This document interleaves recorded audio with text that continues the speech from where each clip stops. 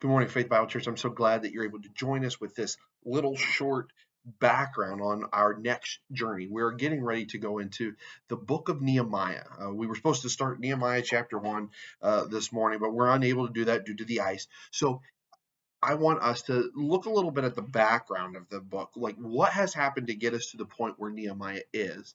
Who is this guy named Nehemiah? And what are some things that we should know as we get going and diving into this wonderful book of what God wants to do in our lives as we continue to talk about building and how God is going to build in our lives. So here's a few things that we need to talk about, a few things that we should be aware of as we get going through this series. The first part we got to talk about here is how did we get to the point of Nehemiah? So Nehemiah, the nation of Israel has been taken captive into Assyria and Babylon, and then Babylon and Assyria are both conquered, and Persia is now the ruler of the land. They are the number one superpower of the world. They are in charge. The king is Artaxerxes, and he is the king of Persia. Does the head honcho. And but how did we get to that point? God had promised David that as long as David would stay true to him, as long as he would worship him, as long as he would follow after God's ways, that God would continue to bless him and that his lineage would last for forever, and that the nation of Israel would be plentiful. God had also promised all the way back with Moses that as long as the nation of Israel stayed true to him, that he would continue to bless them and they would be fruitful and that they would be a blessing to other nations. So what happened? Well, Solomon, while he originally started and was a good king for Israel, as he started off, he was a good king who followed after the ways of David and who was trying to be a man after God's own heart. He eventually started to intermarry, and he had he had 700 wives, 300 concubines, 1,000 women at his disposal. But what did those 1,000 women do? They corrupted Solomon so that way he no longer only worshiped and only followed after the one true God. Because of this, it led to some bad decisions, and it started the nation of Israel down a horrible path of idolatry.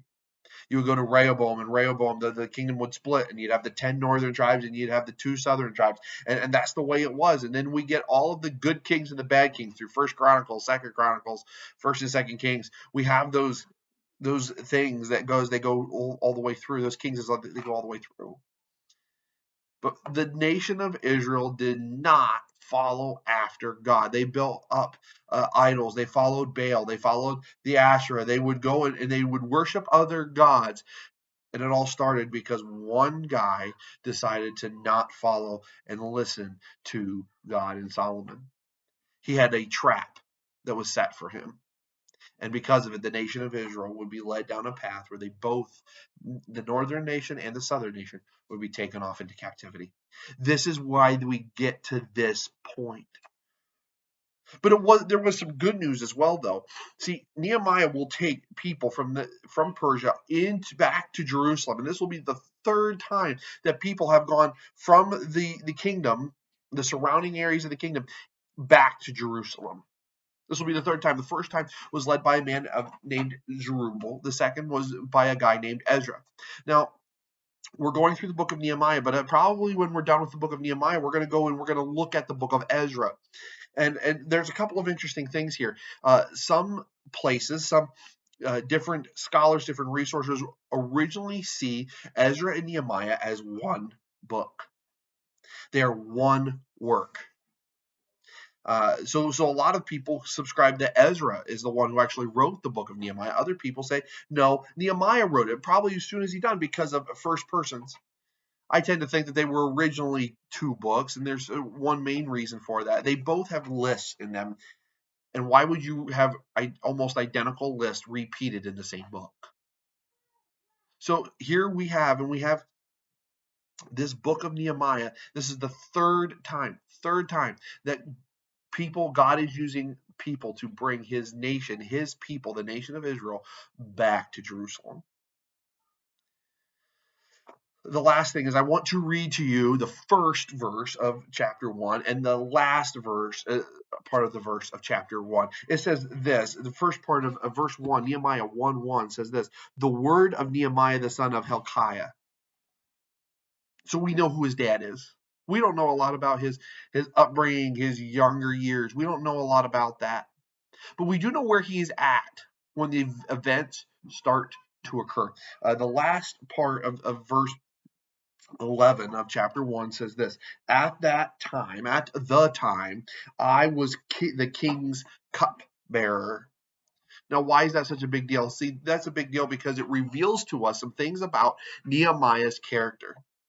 Nehemiah was Artaxerxes' lead, was Artaxerxes' personal cupbearer. He was the person who tasted the wine. So if Artaxerxes was going to die, right, if he was going to take a drink, Nehemiah had to take first. So that way, if Nehemiah died, then it was not good for the king.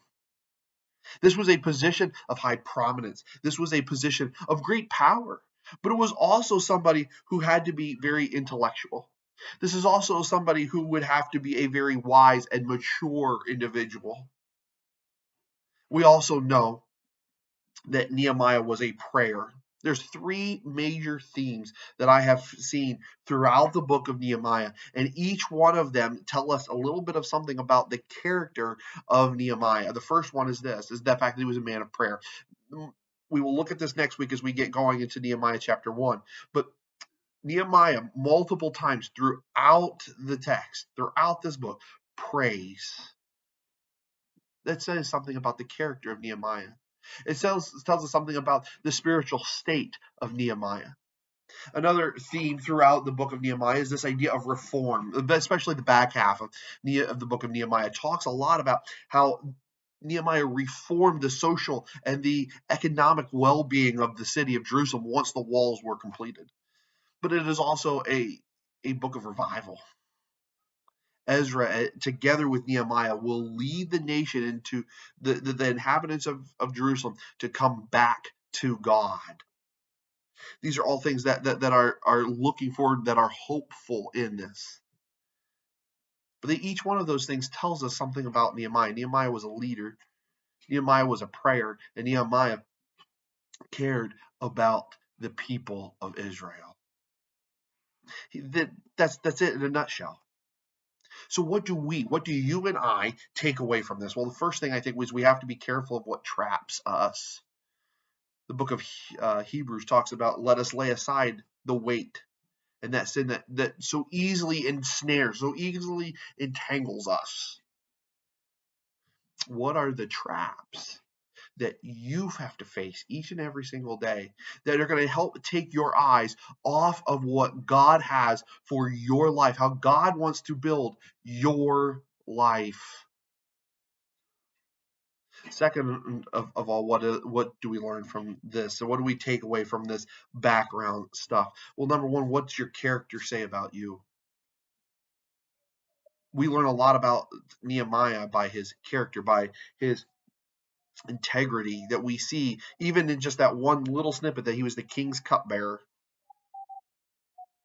He was wise. He had to be mature, emotionally mature. He had to be trustworthy.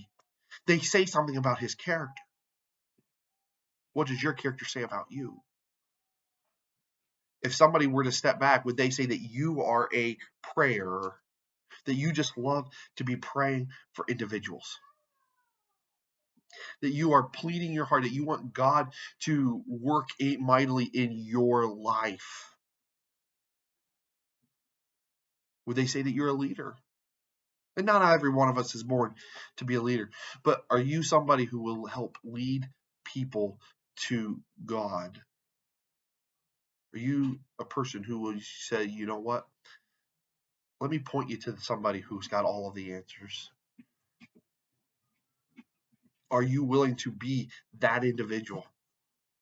What are some things that you can think about? What are some things that you need to work on so your character looks and that your character says more about God than about you? These are just some few thoughts that I had as we aren't unable to get together because of ice, but hopefully we will be able to get together this evening And I hope that as we get together this evening for growth groups and SNL, that we will be able to take some of this stuff and that we'll be able to talk about it, and that even this background stuff is important to us because it shows us an insight into what we're going to be talking about over the next several weeks. So I hope that I get to see you tonight, and I hope that all is well and that you're staying safe and warm. And I can't wait to see you tonight. God bless.